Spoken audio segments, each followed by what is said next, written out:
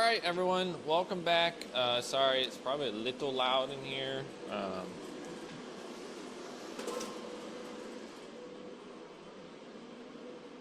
Welcome back. So in the first episode, you saw me removing the boot, the interior stuff of the transmission removal process.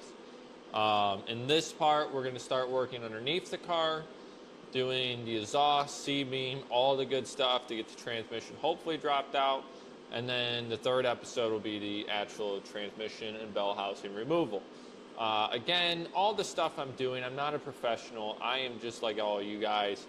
I just work on this stuff for fun. Hopefully, you know, any of these videos I make are a little helpful for you. I'm trying to do, the first one was a longer one that was more in detail because I have not seen too many people showing the process of removing this stuff. There's a great forum on zfdoc.com that I follow, and some of the forums that are great for this, I'll try to tag them in the description. But I want to put a little more hands-on perspective. I'm sure there's other channels out there that have done it, but I'll give my take on it so I can show you my experience of doing it. So for this one, we're going to go into the exhaust side of it and getting that transmission ready to drop out, so we're good to go. So without further ado, let's get the car in the air, and I'll kind of go over briefly what I'm going to be doing, and then I'm probably going to step you back, take the exhaust off, that way it's not, you know, you guys right here, and then once I'm done with the exhaust, I'll bring you back into it. We're going to get into this, and you can see right here the extent of it. I mean, you can see the oil leakage coming out of this, and yes, it is oil because you can see it dripping right down on inside here. It's definitely inside that rear main seal. It is a bad leak. You can see it all over my exhaust, so we're gonna get that taken care of. And you're probably wondering, yes, my car is indeed missing catalytic converters. I don't have them. Sorry, I'm trying to get this. I was trying to get the rotation a little bit better so you guys can see on the camera. Oh, there we go. That's what I was trying to do. A little better. So, what we're going to do now is I'm going to go in and I'm going to just take off the entire exhaust. So, from this front, because I don't have cats, if you had cats, I believe the cats end about right here. I'm pretty sure you can leave them depending on the year of it. But for mine, I don't have cats. So I'm just going to drop 3 bolts there. 3 bolts on this side on the collector. I got my new starter there. And this is all one main length piece. I'm right now on the fence. You can see just how crappy this exhaust really is.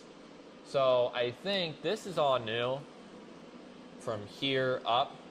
So I think I'm going to end up getting this redone on the back, whether it's a cat back or what. So this back half I may take off separately, and then later on I would be replacing it.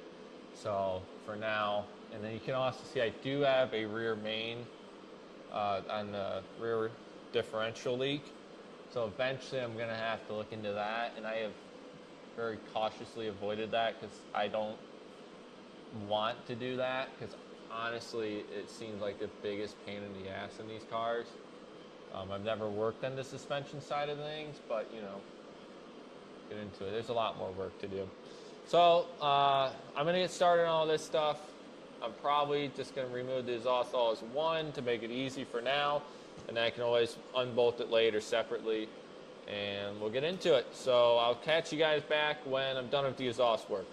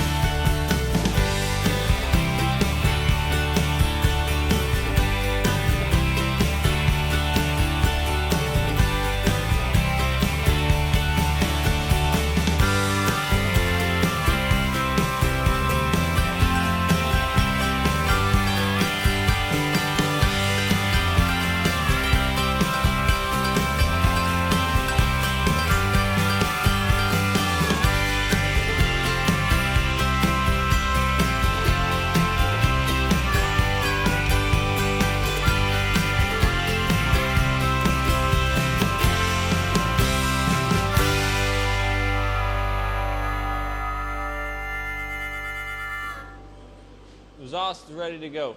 Bolts should be all off. Front's off. I got the O2 sensor, don't forget that. And then just gotta break it free.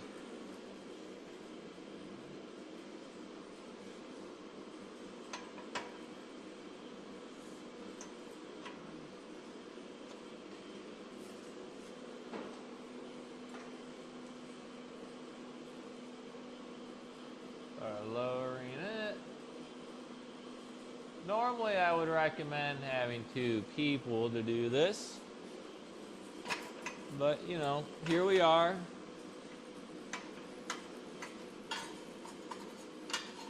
What are we calling it?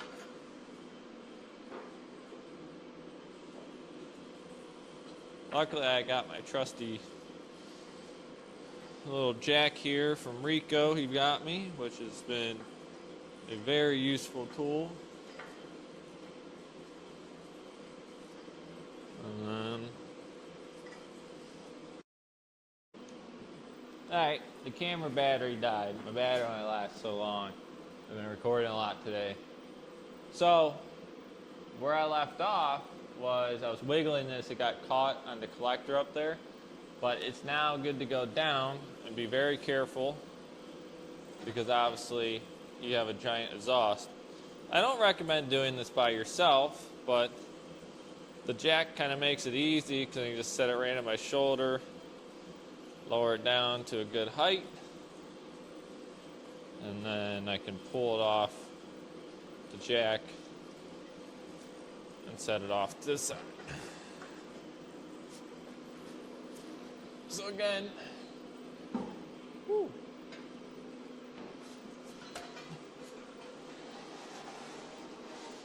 Got the whole exhaust off there. Set it off in the decently convenient spot. And in case you were wondering, that's how you remove an exhaust off a C4 Corvette.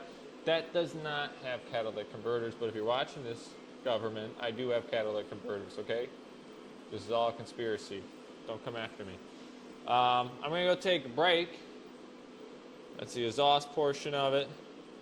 And then we'll get into C-beam, which is the fun one, and getting the transmission prep to come down.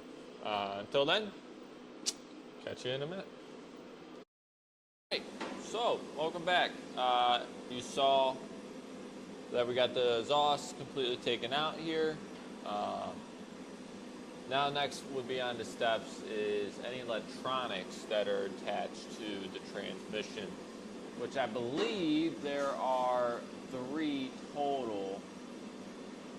Sorry, I'm trying to get the light to be a little more efficient here.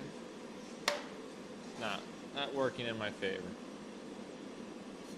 Fine. So there's one on the back here,